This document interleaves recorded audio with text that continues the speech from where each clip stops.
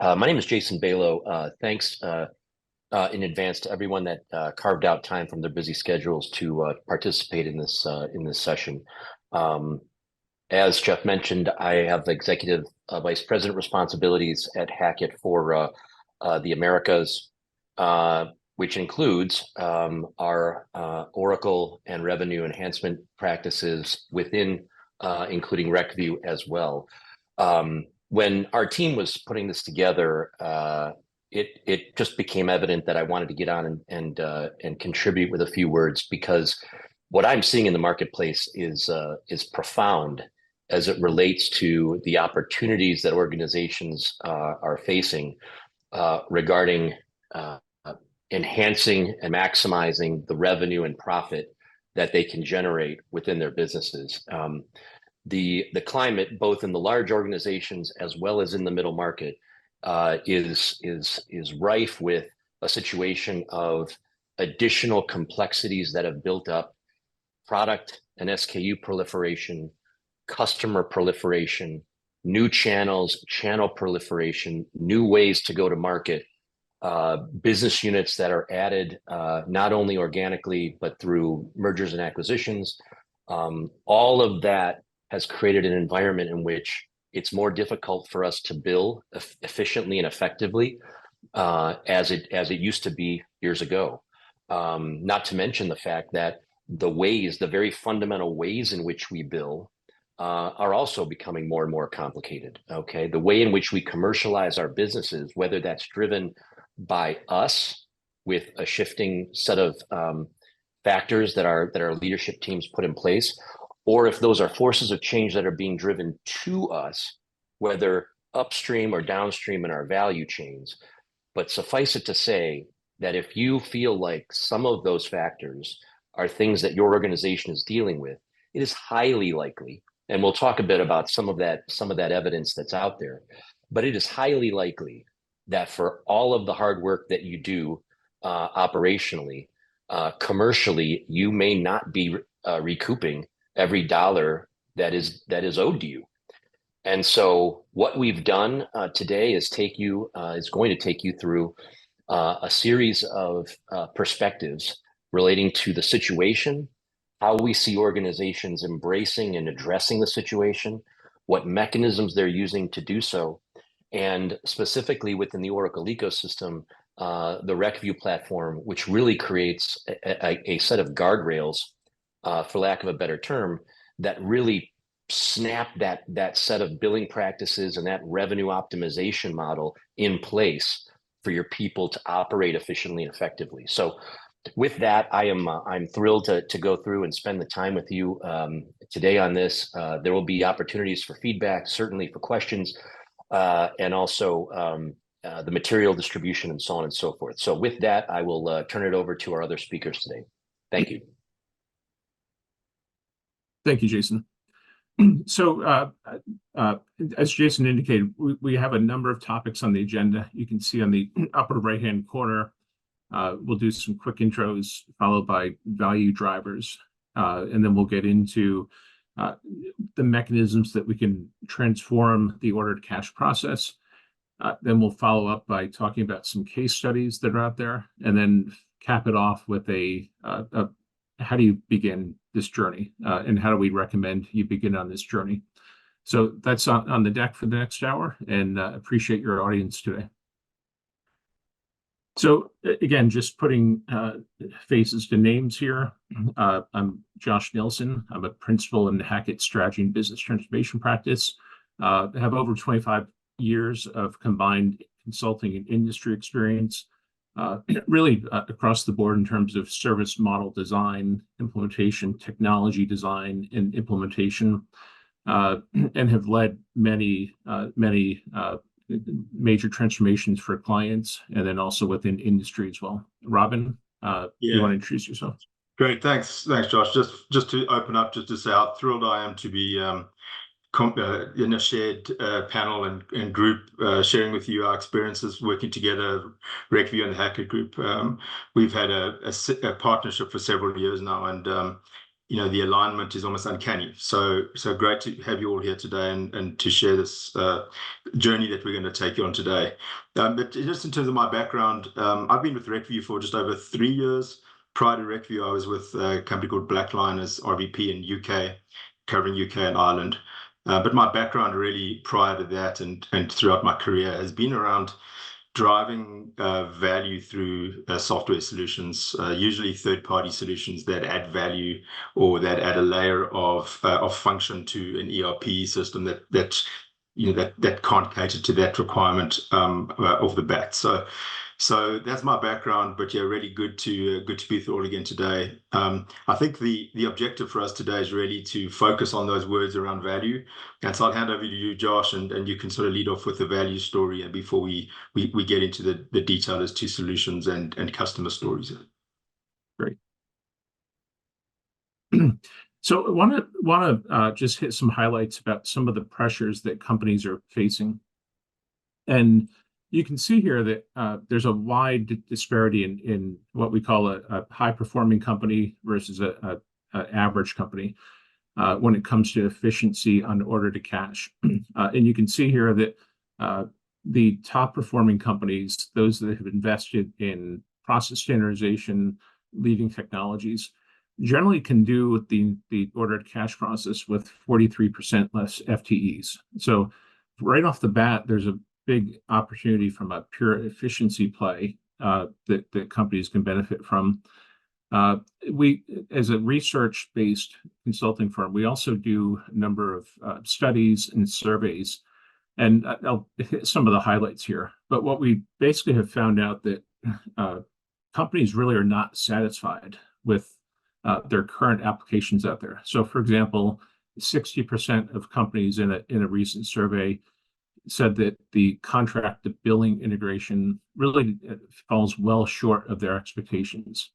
On top of that, 72% of those companies said they have no active programs to drive improvements. They're really unhappy with what they have, but they're not taking action to be able to fix it. Similarly, we've got 46% of companies that have difficulty converting digital activity into customer bills. And same metric, we've got 61% of those companies that have no program in place to drive improvements here. So off the bat, you can see that there's a lot of discontentment with the applications that are out there, but at the same time, a lack of ideas and a lack of initiative to fix those. And that's really rampant across the industry. And what we see as a result of that last bullet point is that other surveys have indicated that companies lose about 1 to 5% of EBITDA with regard to revenue leakage. So as Jason indicated, they should be capturing revenue, they should be capturing profit, but they're just simply unable to capture the activity and bill for that activity. And again, it's rampant on the industry. Studies show about 42% of companies are in that predicament.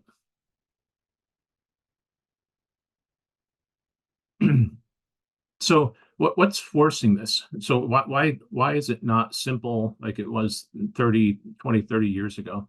And what we're really seeing is a number of catalysts that are really driving the need for transformation. Number one on that list is a lot of complex pricing structures. It's no longer you buy a service or you buy a product and you can simply process an order in a standard way.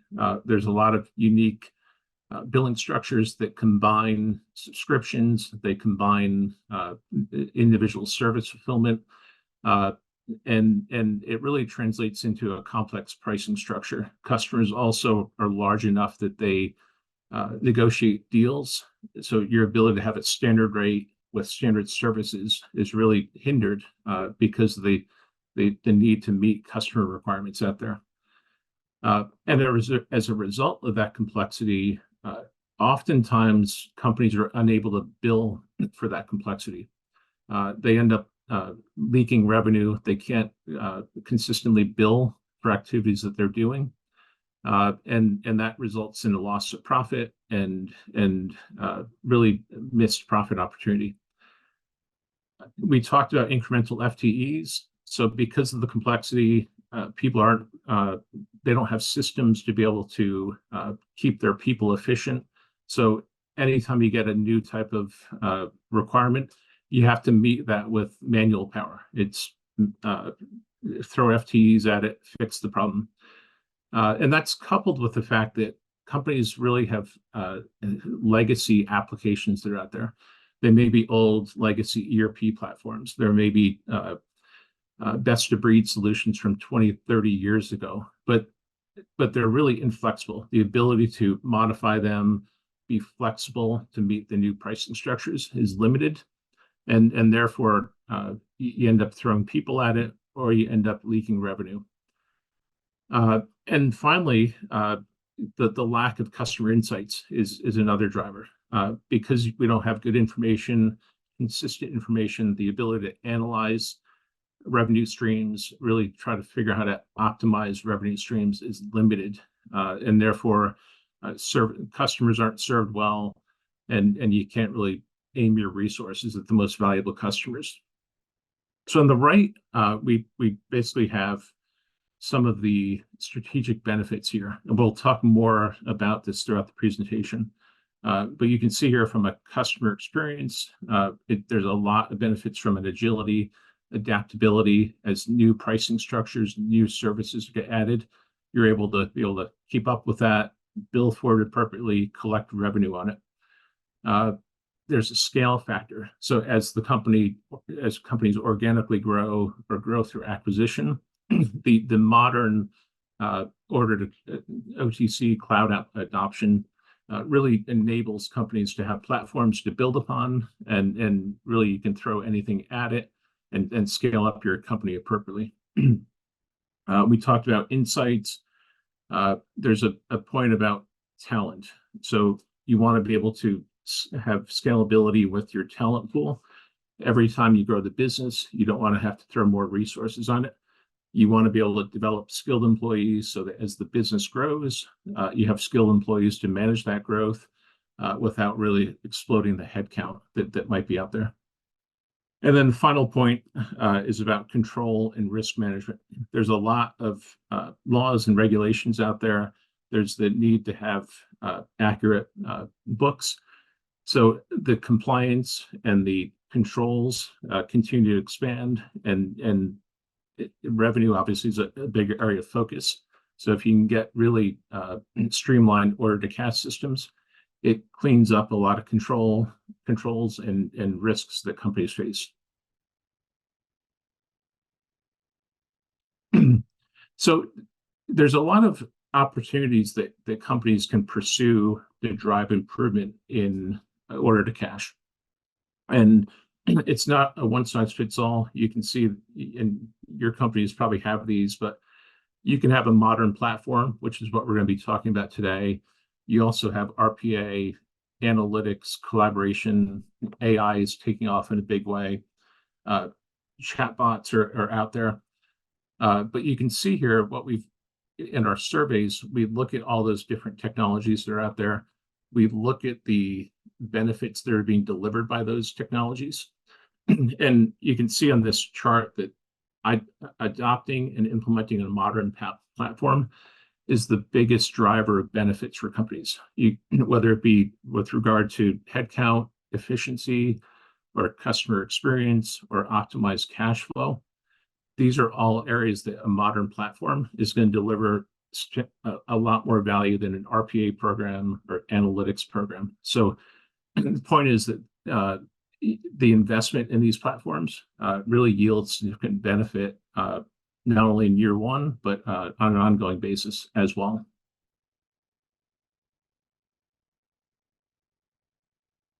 So when we talk about a modern order to cash platform, I think I want to just explain what we mean by that. And I know Robin will talk about RecView and the way that that's architected.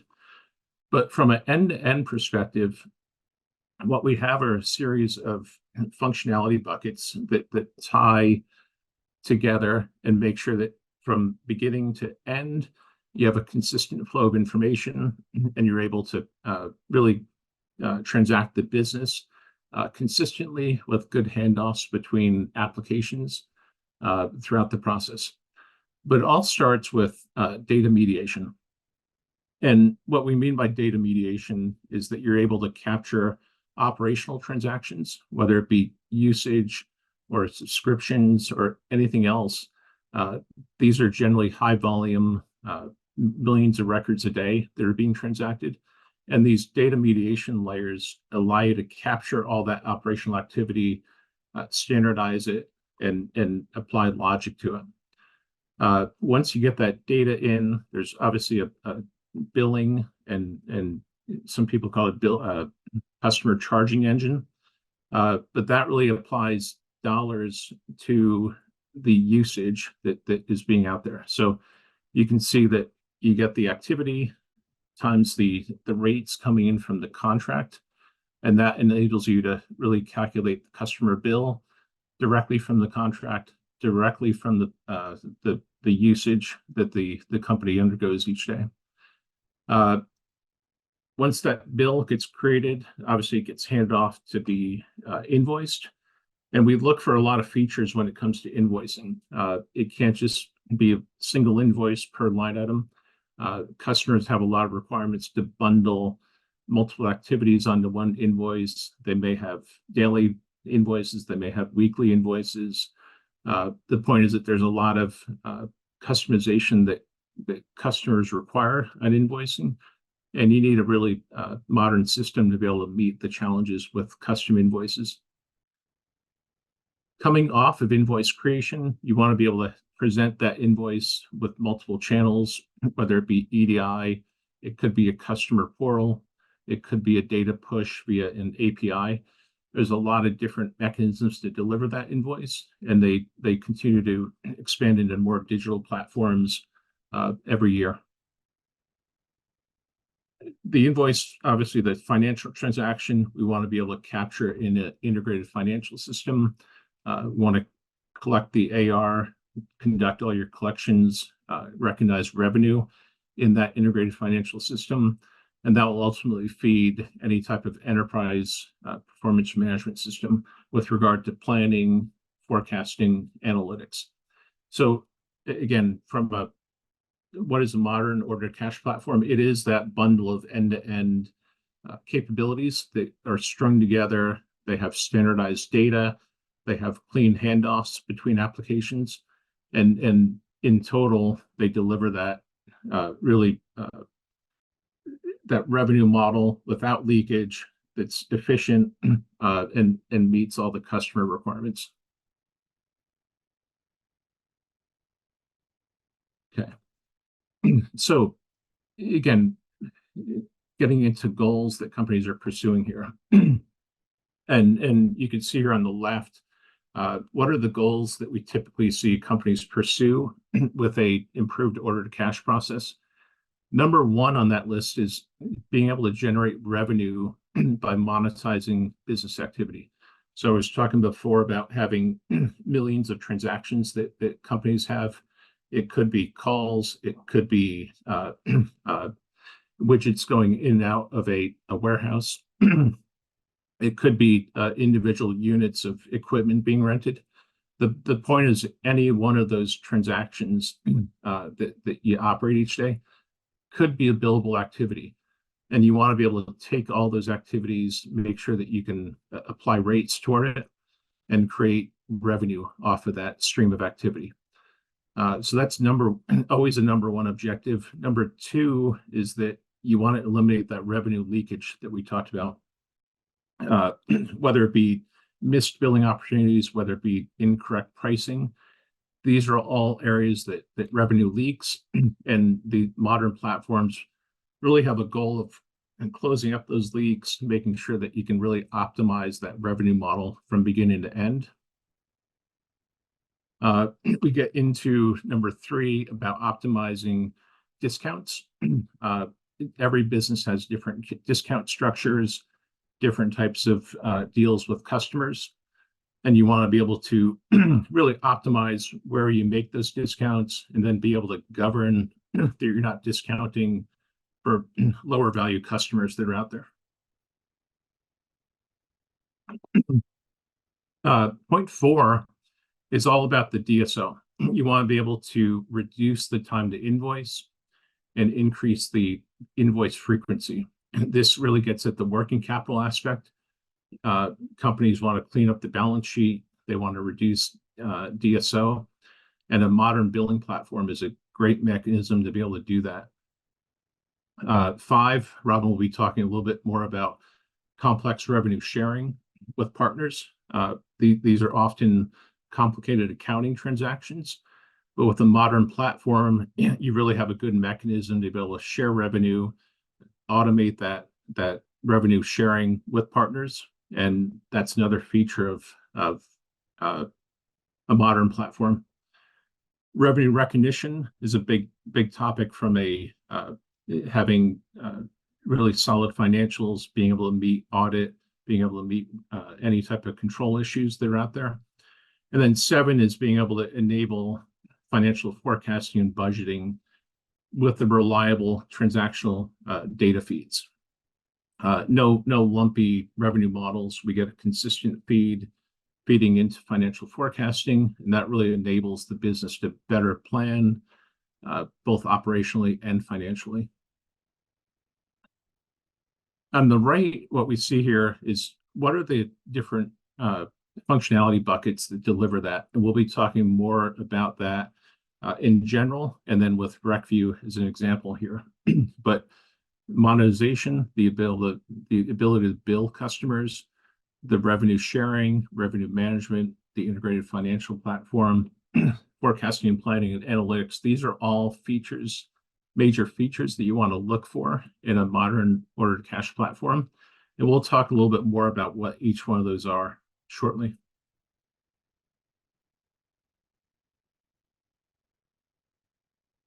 So first one with the customer billing, and I'm not going to drain all the different bullet points here. We'll supply this deck to you afterward.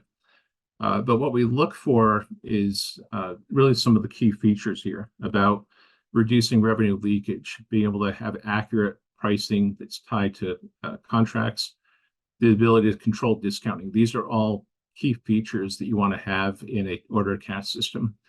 And you can see on the right that you want to be able to have traditional one-time billing, recurring billing. We've got usage-based billing, asset-based billing. These are all areas that you want to be able to monetize. And on the right, you can see a waterfall in terms of how the revenue gets deflated.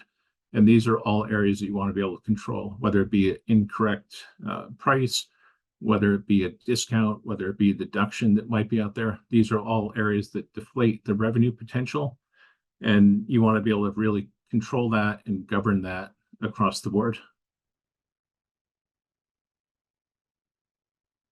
Revenue sharing, and Robin's going to talk a little bit about how RecView handles this, but we want to be able to take a revenue stream, divide it across different partners, and make sure that from a revenue accounting, revenue transaction perspective, it gets split appropriately. Revenue management, again, revenue recognition is a big topic here, and often complex for a number of industries. So if you're in a re-industry, for example, you will have complex revenue recognition that comes into play. And these modern platforms really do help automate any rev rec rules and accounting that's out there. The integrated financial platform, again, this is all about having I'm going to use the term catcher's mitt, the ability to take all that billing activity, all of the rev rec activity, and be able to put it into an integrated financial platform. We want to be able to take different invoices from multiple sources, have it all hit a consistent financial data model. And we want to have that data harmonized across the ERP platform, the EPM, performance management platforms, HCM, and supply chain applications. It really enables companies to have better end-to-end processes and be able to hand off data from one department to the next. And then obviously wrapping it up with forecasting and planning, which is going to be driven off of that integrated financial platform. And last but not least, you want to be able to feed the revenue into analytics. And you can see here that from an analytics perspective, you have everything from reporting on the left, where we're really reporting what happened. And on the right, you get more advanced models where you're predicting the future, prescribing what a company should be doing. But the modern platforms really enable good analytics and good business decisions to be met. So I'm going to hand it off to Robin to talk more about Refu's experience with order-to-cash transformation. Yeah, thank you, Josh. Yeah, so great. So Jason was talking about the pressures and the complexity that's come out of both the product and customer and channel proliferation, and also M&A, and I think I would probably add to that the additional pressure for business model transformation, which is really part of the customer success and the customer journey and the demands from customers. So what we thought we'd do is just start off with a little bit of a snapshot in terms of a different industry to the case study that we're going to present later. But it just looks at the roadmap that a high-tech distributor, as an example, would go through and has gone through over the last number of years. And I guess in summary, if you think about a business that's distributing something like network hardware, like something, routers, for example, like Cisco's routers. Now, those companies started out with reselling that hardware, and that was it. A lot of them took it into their own inventory and then resold that hardware, and then evolved to selling services, the maintenance, additional services in addition to the hardware. Right, it was about growing revenue models, etc. And then from there started dabbling in some of the demand for subscriptions, where that inventory may stay on the manufacturer's balance sheet, it may go onto their balance sheet, or as inventory, or it may be passed on to the end customer. But ultimately, some type of model where there was some sort of annuity income stream, and that had a big shift, right, in terms of some of the challenges. To Jason's point, right, in terms of how the company was going to monetize and make sure that they'd maintain that monetization. So that was the first piece, but in conjunction with that, as those industries and those annuity income streams evolved and changed and grew, so did the requirement for revenue compliance. So in this example, a company has they've seen this shift now, started to move away from selling the hardware product to some type of leasing and rental product. But now in 2018, the new industry standard came in terms of revenue compliance, which was AC 606, which has a bunch of steps that need to be followed in terms of how that revenue is being recognized. So now, in addition to the complexity of business model change, there's a compliance complexity that's being added to that as well. And then as that company starts evolving and looking for other opportunities to grow revenue and to satisfy their customers, there tends to be an aggregation of different services. So where we started out as selling hardware plus a service, which was relatively easy from a revenue compliance perspective. You sell the hardware, you recognize the revenue, you recognize your maintenance contract as deferred income, and you call it off over the term of the contract. Now the opportunity started arising to bundle more and more services. So it started out with just software, so selling hardware plus software to drive or to manage the hardware. But then that evolved on to take up more and more of or make up more and more of the revenue that distributor was driving, and with good reason, right? So if you look at it over time, companies had potentially, certainly on the software side, an initial dip in terms of ongoing revenue. But after that initial contract term, there was an exponential rise in terms of revenue across high-tech companies by following this model. So that was all great, and I think that it makes a lot of sense. And then, but it drove the need to automate and the need to simplify what was becoming more and more complex. So the flip side of that billing complexity, if you flip the coin, is a payable wherever there's an indirect channel. So the next challenge is if you're selling a box and you're working out a margin for a partner, the calculations are relatively simple. But as you move into a subscription or a leasing model, now that revenue share needs to be calculated throughout the life of the contract as that leasing revenue is derived. So that became a little bit more complicated. And so we've now got hardware plus bundled software, and we need to make sure that that is both billed correctly or monetized, and then also that the revenue share calculations are now performed as those subscriptions are called off. Now, so this and as companies try to evolve and grow their indirect business, that's become more and more of a challenge in the high-tech space itself. But as part of this evolution of compliance, we started out with ASC 606. A new standard came out in about 2022 around the leasing and subscription of an asset and how that is managed. And so that added another layer of complexity, because now that needed to be managed on the balance sheet, and there were a set of rules that needed to be applied and complied with. So the story of this evolution of business model includes an evolution of complexity and increase of complexity in terms of how that is managed from a day-to-day perspective, and then also how it is managed from an indirect or a channel growth perspective, or channel management and compliance, and then also from a revenue management and revenue compliance perspective. And so that's where we're at today. Is we've seen this big movement from selling products to selling services and moving to anything as a service. But the next step, and we've seen a huge amount of movement already in this, is adding complexity through additional bundling of third-party solutions. So it's not anymore just the case where we are bundling in our own software and our own services and packaging that up as a single line item. Now companies are looking to third-party catalogs and price lists and going out and looking in real time at that data, pulling back the pricing and creating ever increasing bundles of products and services, and more items that don't exist, not only on their own in their own inventory or their own balance sheet, but also within their own catalogs, their own price lists. So these bundled solutions now are requiring more and more data. And so Josh mentioned earlier this driving need for data mediation. If you're thinking about data sources from a single organization, now to be able to go out and look at different data sources from third parties keeps adding to that layer of complexity. Thanks, Josh.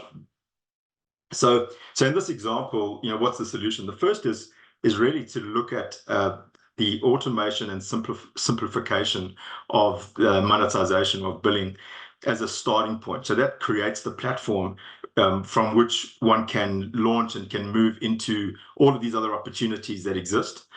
And firstly, and secondly, it enables the ability to calculate the revenue share as more and more transaction volume comes through accurately based on that billed transaction, instead of some type of estimate that has to be done, on a monthly basis or periodically. And then the third piece is the revenue recognition piece, to both cater for ASC 606 and 842 if we're moving into subscription and leasing requirements. So in this example that I've just given now, the evolution of this company has really been around starting off with getting the billing right and then evolving to the revenue share. They did do both simultaneously at the beginning, but the really complex revenue share calculations came in a little bit later. And then also to make sure that the revenue recognition is baked into that solution. So as you're generating the billing lines through calculation, they're generating the accounts payable or the revenue share line, and then also making sure that and the performance obligations are captured to be able to make sure that those are recorded and reported in a compliant way. Thanks, Josh. So I'll lead on into a very brief run through and introduction to RecView and how we've enabled that journey. Thanks, Josh. So the first is just as a high level overview. I've mentioned the ability to cater to the monetization, the billing piece, and then also the partner payments piece simultaneously. So both sides of the coin, accounts receivable and accounts payable. And then also to be able to continuously keep up with the revenue recognition compliance. And so from a RecView perspective, our view is we see the contract as the center of all truth, and the variables that are feeding in from multiple data sources determining how that contract is expressed for every single transaction at scale. Thanks, Josh. So I know a lot of the audience today is focused on Oracle and Oracle ERP in particular.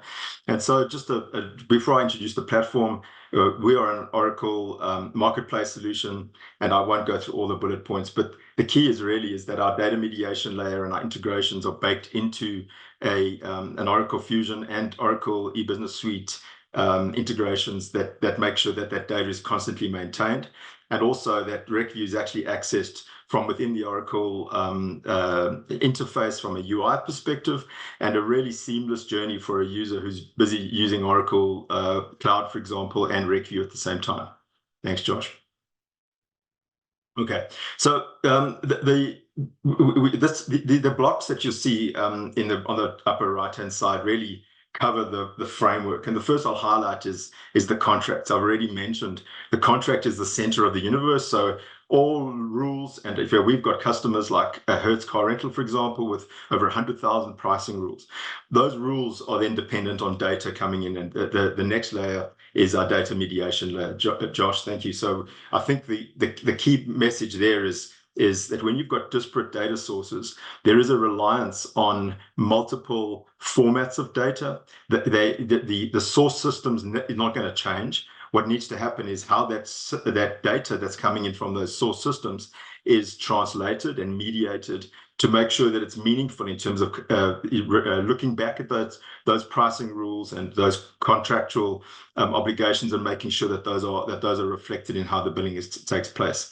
So mediation is a really, really important component of our solution, because also it allows the ability for the system to pick up errors right at the beginning of the process. And we all know that the earlier one can pick up an anomaly or an exception, the less it costs us to solve. So not only are we transforming the data, but we're also managing exceptions proactively before the data comes into the billing system. The next point then, I think, is just looking at a high level. What do we mean when we're talking about billing? And this is a 3-hour conversation on its own. But in essence, as companies are evolving and as this pressure for business model transformation keeps increasing, the opportunity is there to capitalize on that only if the systems are able to monetize those. So in other words, we might, in a very simple example, move from selling products to a leasing and subscription to a consumption and usage model that I've discussed earlier. But if we don't have systems that can enable that, then there's no opportunity to derive that revenue. And so one of the areas that we see a big driver on is all the points that Josh made earlier around the ability to automate and to simplify through a SaaS billing platform. But the other point is that the drivers around how long it takes to bill come down to how automated each one of these items are in terms of different categories of billing. So you might have an organization where already your DSO is relatively low for a segment of your business or a business unit. But what about all of them? So what we'd always do is, and this is where we dovetail well into the last section of this presentation that Josh will be talking about around the Hackett Group's methodology. But we do something very similar in conjunction, which is understanding per business unit, what does this really mean in terms of where that business is today and where they'd like to be at some point in time in the future, and what that opportunity looks like over time. And one of the lowest pieces of hanging fruit, I guess you could put it, is DSO. And if you think about what makes up DSO, days sales outstanding, is both the days unbilled outstanding, so how long it takes to bill, how long it takes to allocate the cash to the right payments when they've come in, and then how long does it take to collect. But the starting point is how long it takes to bill. And this is what Josh was talking about earlier. So in terms of working capital drivers, if we can automate every single business model for every single business unit, there's the opportunity to drive these the cash flow, reduce cost of cash, and drive working capital. If we can push those days that it takes to bill down and make them standardized across all business units. Thanks, Josh. The next point is how that revenue is recognized. So there are, whether you're looking at ASC 606 or IFRS 15, they have their own interpretations, but there are typically 5 steps that need to be performed against identifying the actual transaction and what those performance obligations are.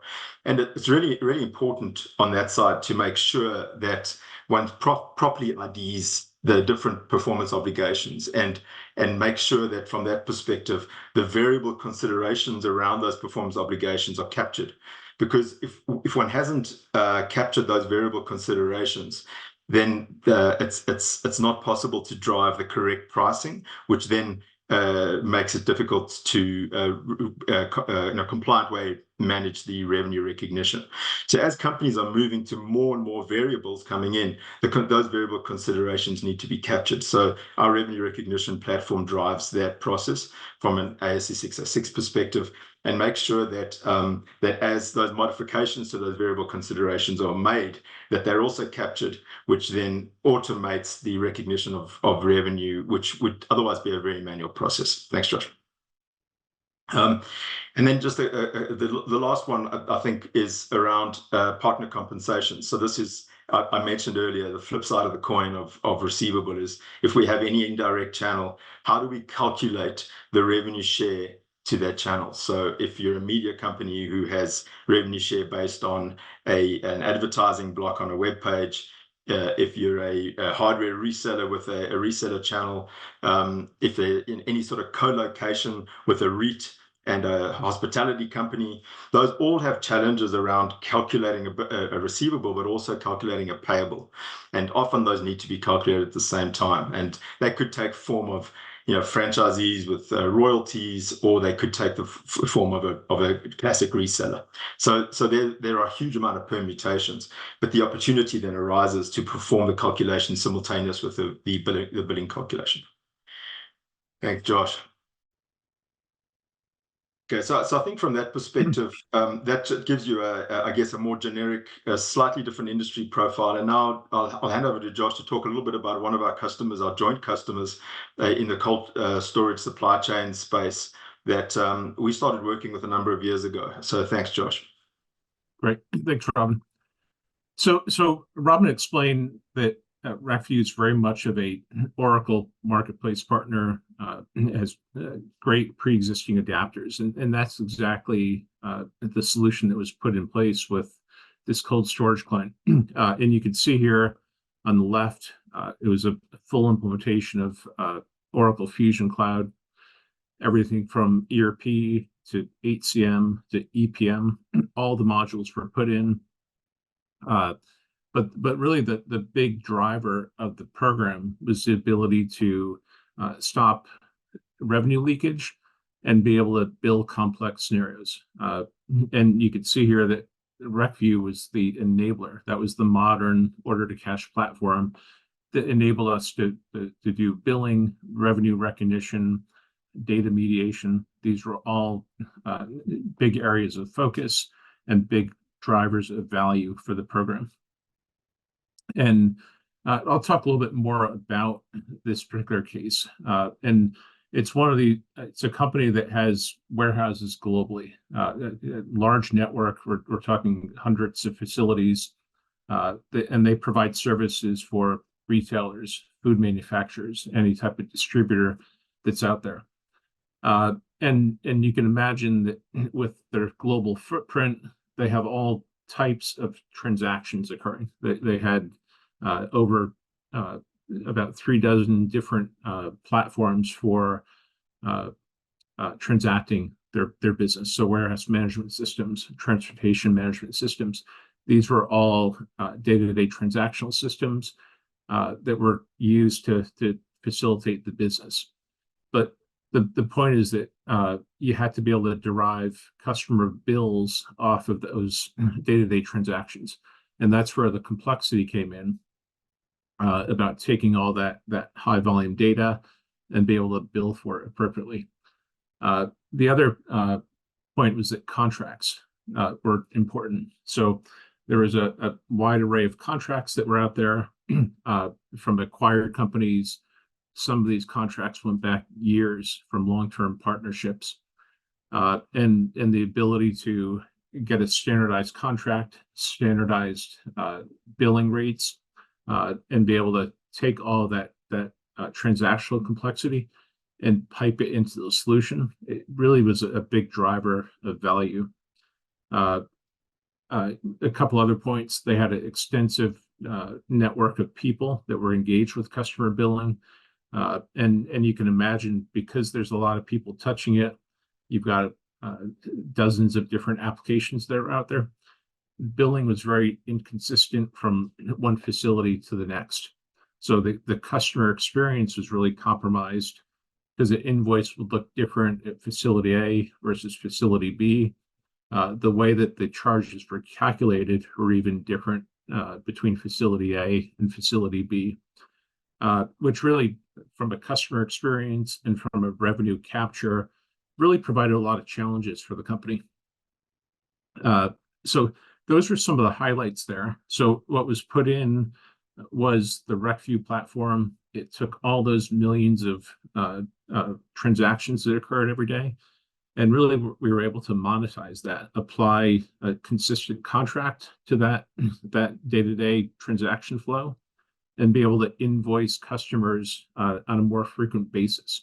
So not only did we get stop revenue leakage, be able to take a lot of complexity, but there was a big driver of DSO, improvement in DSO as well.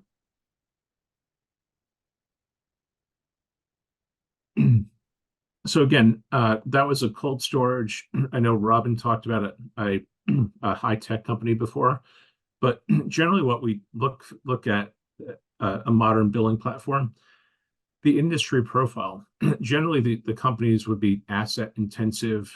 They would have extremely high transaction loads on a day-to-day business, meaning operational transaction loads. They have complex billing logic, whether it be tiered revenue structures, if-then logic embedded in it, conditional rates. These are all complexities that come in. There's a lot of multiple source applications, and really revenue leakage and substantial revenue that can be captured. So a few points on here. What we look for at some target industries, telecom would be one of those, where you can take all that call activity, all of that, and be able to monetize it. And you can imagine the huge number of records in the telecom industry.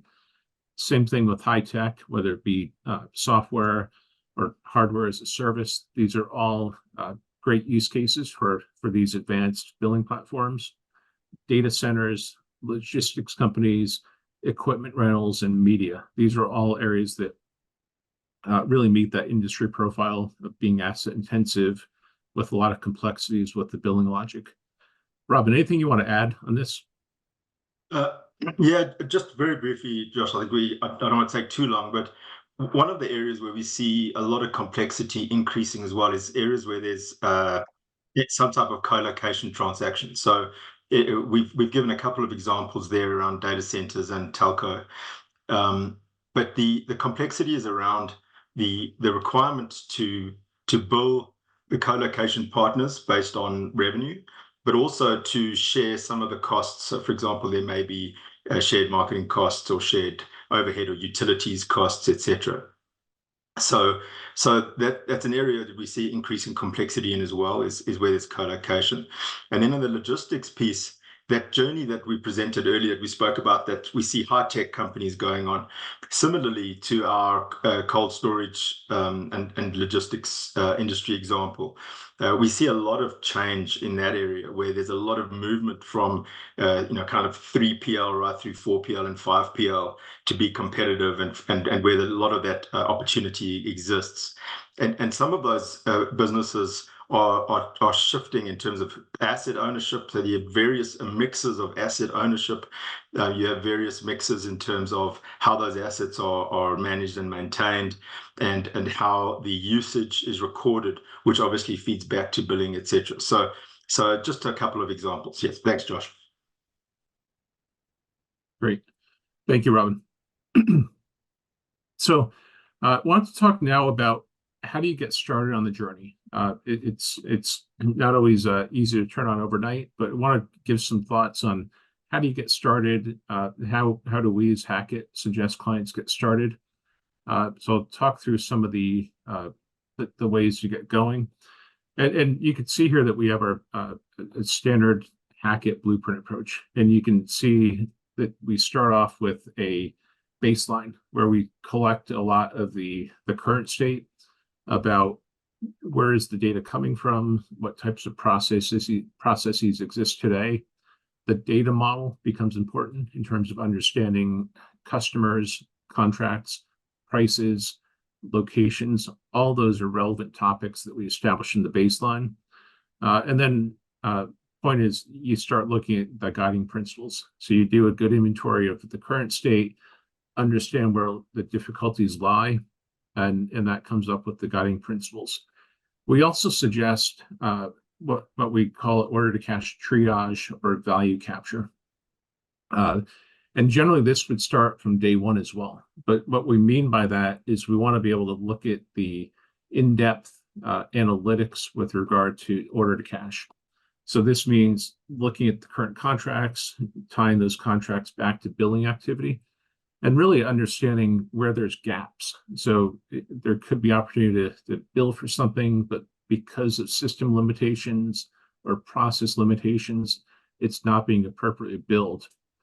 The point is that triage and the value capture can not only drive short-term value, but it also sets up the business case for the entire program, which we get into in that future state vision, is that if we know what's broken, we know the value of how much is broken, you start getting into what does that future state design look like? You have workshops, you work through different design options, you work through overall process flow and data flow throughout the different systems, and to end up with a future state vision of what the order to cash process looks like.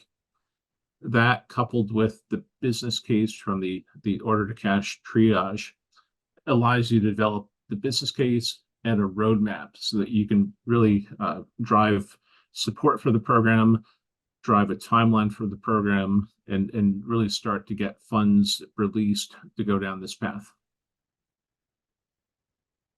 And obviously, what I just talked about before, it's generally the first part of a longer implementation. So we always suggest that 9-10 week blueprint and system readiness is done upfront, and then that's followed by implementation. And as everyone knows, implementation can take many forms. You could roll it out by geography, you could roll it out by business unit. There's a lot of different options that are out there. And all of the deployment methods, the methodology, that all gets laid out in the roadmap and the high-level business case. But it is important to get started. And often we really lay out the vision for the next year or 2 years in that 10-week time period. You lay out the value, you lay out the missed revenue opportunities, and that sets the path forward throughout the rest of the implementation subsequently.